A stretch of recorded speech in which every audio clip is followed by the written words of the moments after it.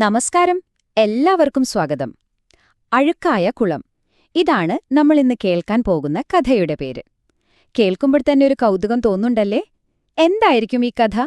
വരൂ, നമുക്ക് നോക്കാം. എപ്പോഴെങ്കിലും ചിന്തിച്ചിട്ടുണ്ടോ, ഒരു കുളത്തിലെ വെള്ളം ഒന്നിനും കൊള്ളാതെ ഉപയോഗശൂന്യമായി മാറുന്നത് എന്തുകൊണ്ടാണെന്ന്? ആ ഒരു ചോദ്യത്തിൽ നിന്നാണ് ശരിക്കും നമ്മുടെ കഥ തുടങ്ങുന്നത്. അപ്പോ ഈ രഹസ്യത്തിന്റെ ഉത്തരം നമുക്ക് ഒരുമിച്ച് തേടിപ്പോയാലോ? അപ്പോ നമ്മുടെ കഥയുടെ പശ്ചാത്തലം അത് 2 കുളങ്ങളാണ്. ഒറ്റനോട്ടത്തില് സാധാരണ കുളങ്ങൾ. പക്ഷേ അവയ്ക്കുള്ളിൽ വലിയൊരു രഹസ്യം ഒളിഞ്ഞിരിപ്പുണ്ട്. ഒന്ന് നോക്കിക്കേ, ഈ കുളങ്ങളുടെ അവസ്ഥ. ഒരു ചാന് വെച്ച് ഇവ രണ്ടും തമ്മിൽ കണക്റ്റഡാണ്. വെള്ളം അങ്ങോട്ടും ഇങ്ങോട്ടും ഒഴുകുന്നുണ്ട്. പക്ഷെ ഒരാൾ പോലും ആ വെള്ളം ഉപയോഗിക്കുന്നില്ല. എന്താ കാരണമെന്നറിയോ? അതിൽ നിറയെ പ്രാണികളും പായലുമാണ്. ആകെ വൃത്തികേടായി കിടക്കുന്നു. പോരാത്തതിന് വല്ലാത്തൊരു നാറ്റവും. അങ്ങനെ ഇരിക്കുമ്പോഴാണ് അവയുടെ ഈയൊരു ദുരവസ്ഥ കണ്ടിട്ട് സഹതാപം തോന്നിയ ദൈവം ആ കുളങ്ങളോട് സംസാരിക്കാൻ തുടങ്ങുന്നത്. ഇവിടെയാണ്, ഈ പോയിന്റിലാണ് നമ്മുടെ കഥയുടെ ഗതി തന്നെ മാറുന്നത്. നമ്മൾ ആദ്യം ചോദിച്ച ആ ചോദ്യമില്ലേ, അതിന്റെ ഉത്തരം വെളിപ്പെടാൻ പോവാണ്. അപ്പോ എന്തായിരിക്കും ദൈവം ആ കുളങ്ങളോട് വെളിപ്പെടുത്തിയിട്ടുണ്ടാവുക? എന്തു പറ്റിയിട്ടാണ് അവയ്ക്ക് ഈ ഗതി വന്നത്? നമുക്ക് കേട്ടുനോക്കാം. ദൈവം പറഞ്ഞു തുടങ്ങിയത് ഇങ്ങനെയാണ്: പൂർവ്വജന്മത്തിൽ നിങ്ങളിരുവരും സഹോദരിമാരായിരുന്നു. ആ ഒരൊറ്റ വാചകത്തിൽ കഥയുടെ കാലം മാറുകയാണ്. നമ്മളിനി പോകുന്നത് ഒരു പഴയ കഥയിലേക്കാണ്, അവരുടെ ഒരു പൂർവ്വജന്മത്തിലേക്ക്. അവരുടെ ആ പൂർവ്വജന്മം എന്നു പറയുന്നത് അത് ശരിക്കും ഒരു സ്വാർത്ഥതയുടെ കഥയായിരുന്നു. ആ ഒരു സ്വഭാവമാണ് ഇന്നത്തെ ഈ അവസ്ഥയ്ക്ക് കാരണമെന്ന് ദൈവം അവരോട് വിശദീകരിക്കാൻ തുടങ്ങി. അപ്പോ ആ ജന്മത്തില് ഇവർ 2 പേരും സഹോദരിമാരായിരുന്നു. അവർ കല്യാണം കഴിച്ചതോ 2 സഹോദരന്മാരെയും. ഭയങ്കര പിശുക്കാരായിരുന്നു ഇവര്, അതുപോലെ സ്വാർത്ഥരും. തങ്ങളുടെ കയ്യിലുള്ള ഒന്നുപോലും മറ്റൊരാൾക്ക് കൊടുക്കാൻ അവർക്ക് തീരെ മനസ്സുണ്ടായിരുന്നില്ല. അപ്പോ ആരെങ്കിലും എന്തെങ്കിലും ദാനം ചോദിച്ചു വന്നാലോ, അതിൽ നിന്നൊന്ന് രക്ഷപ്പെടാൻ വേണ്ടി അവരൊരു സൂത്രം കണ്ടുവച്ചിരുന്നു. എന്തായിരിക്കും ആ സൂത്രം, അല്ലേ? അവരുടെ തന്ത്രം വളരെ സിമ്പിളായിരുന്നു.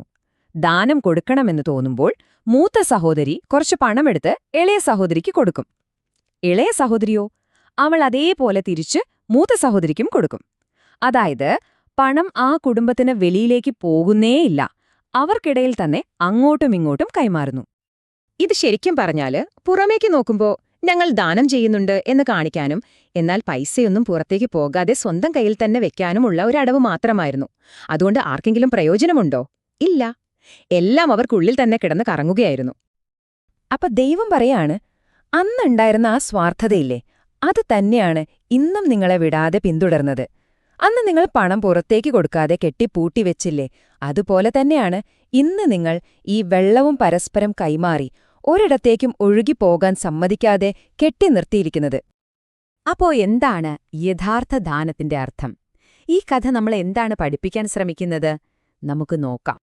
ആദ്യത്തെയും ഏറ്റവും പ്രധാനപ്പെട്ടതുമായ കാര്യമിതാണ്: നമ്മുടെ അടുത്ത ബന്ധുക്കൾക്ക് നമ്മൾ എന്തെങ്കിലും കൊടുക്കുന്നത് ശരിക്കും ഒരു ദാനമായിട്ട് കണക്കാക്കാൻ പറ്റില്ല. അതൊക്കെ കുടുംബത്തിനുള്ളിൽ നടക്കുന്ന ഒരു കൈമാറ്റം മാത്രമാണ്. അപ്പോ പിന്നെ എന്താണ് യഥാർത്ഥ ദാനം? സിമ്പിളാണ്. പാവപ്പെട്ടവർക്കും സഹായം ആവശ്യമുള്ളവർക്കും പ്രയോജനപ്പെടുന്ന രീതിയിൽ കൊടുക്കുന്നത്. അതാണ് യഥാർത്ഥ ദാനം.